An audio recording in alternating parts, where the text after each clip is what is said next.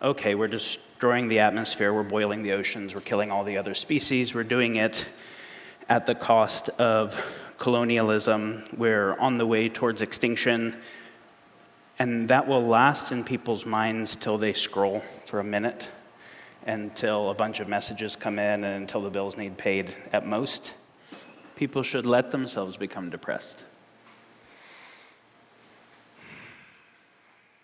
I think if they are not, they're so schismed inside, it's hard to even think of people as humans. If you can know the reality of what's happening in factory farms and just be stoked, it's not my problem. If you can know how many kids are in the sex trade globally, if you can know what the destruction of species looks like and you aren't depressed, there's something really wrong with you. But the reason you're depressed, if you let yourself be, the reason that you might not be is because you won't let yourself be. Either you're actually an obligate sociopath that just can't feel shit, or you won't let yourself be because it's overwhelming and you don't know what to do with that. Trust that. Let yourself go there anyways. And then recognize that the reason you're depressed is not just what it means for you, but because you love animals. And the animals that are being destroyed are not that different than your dog.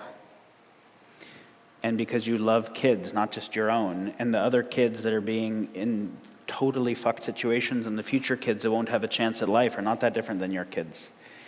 And the reason for the depression at all is because life is actually beautiful and sacred, and the depression is recognizing the destruction of the sacred.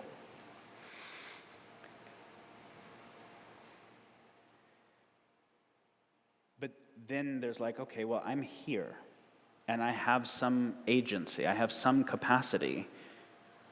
I can do something about it. I don't know how to yet, but I'm not going to let myself do anything other than figure out how, and then act on that, and then when it's insufficient, figure out how.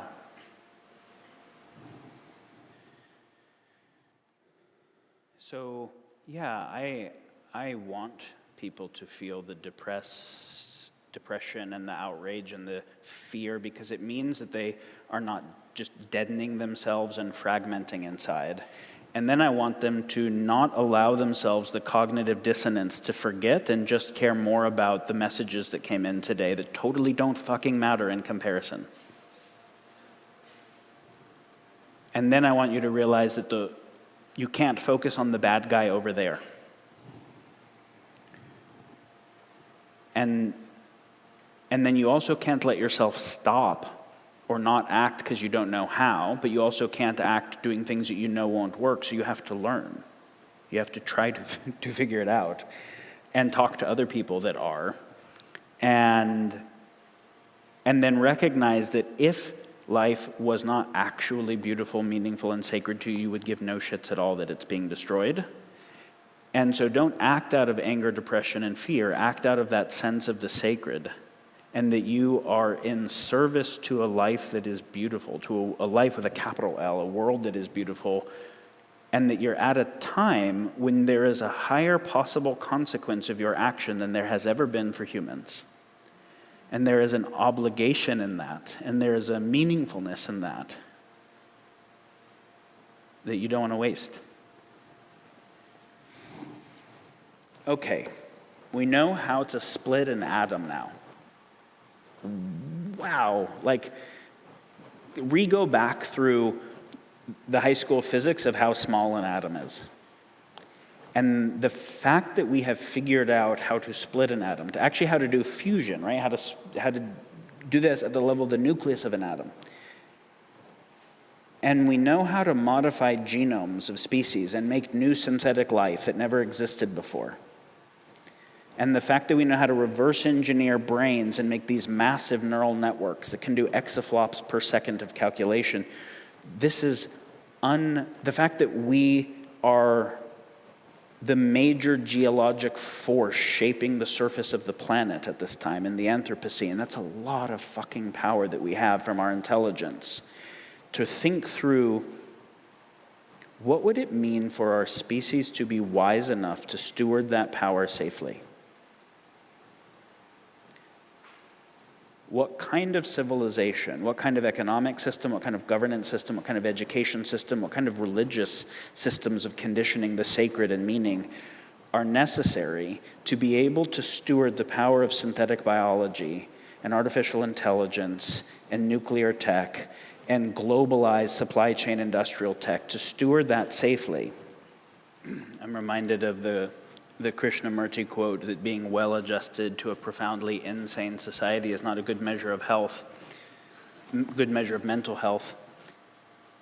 It will seem like I'm trying to radicalize you, and I am, but I'm not trying to radicalize you. I'm trying to talk about the only thing I feel is sane at all in a world that is completely batshit crazy. And then I don't want to moralize you uselessly, so you just kind of feel bad on your way to bed while continuing to do the same shit.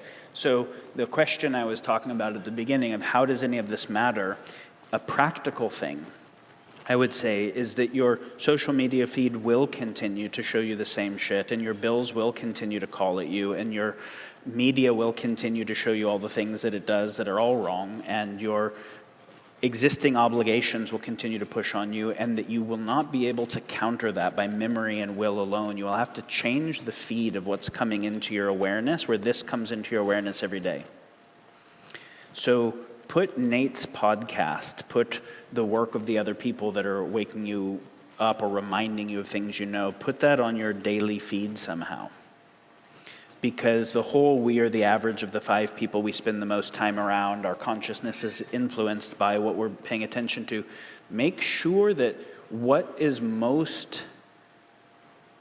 the truest thing you know is what is getting your attention the most.